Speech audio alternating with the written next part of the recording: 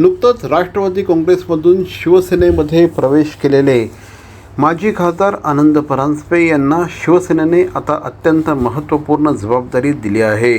शिवसेना पक्षाच्या राज्य संघटन प्रमुखपदी त्यांची नियुक्ती करण्यात आली आहे. महाराष्ट्र राज्य संघटन प्रमुखपदी श्री आनंद परांजपे यांची निवड करण्यात आली आहे. काल शिवसेनेचे मुख्य नेते आणि महाराष्ट्राचे उपमुख्यमंत्री श्री एकनाथ शिंदे यांनी त्यांना नियुक्तीचं हे पत्र दिलेलं आहे. आनंद परांजपे हे याआधी शिवसेनेमध्येच होते, मात्र त्यानंतर त्यांनी राष्ट्रवादी काँग्रेसमध्ये नाट्यमयरित्या प्रवेश केला होता.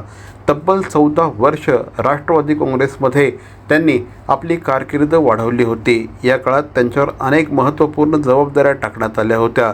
ठाण्याचे ते अध्यक्ष देखील होते. त्यानंतर महाराष्ट्राचे मुख्य प्रवक्ते म्हणून देखील त्यांची नियुक्ती झाली होती. मात्र अवघ्या 2 आठवड्यांपूर्वी आनंद परांजपे यांनी शिवसेनेमध्ये प्रवेश केला होता.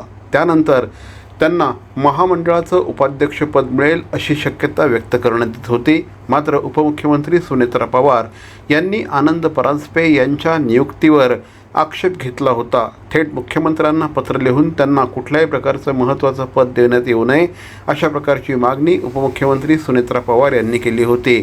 त्यानंतर आता शिवसेनेचे मुख्य नेते उपमुख्यमंत्री श्री एकनाथ शिंदे यांनी एक अत्यंत महत्त्वपूर्ण जबाबदारी आनंद परांजपे यांच्याकडे दिली आहे.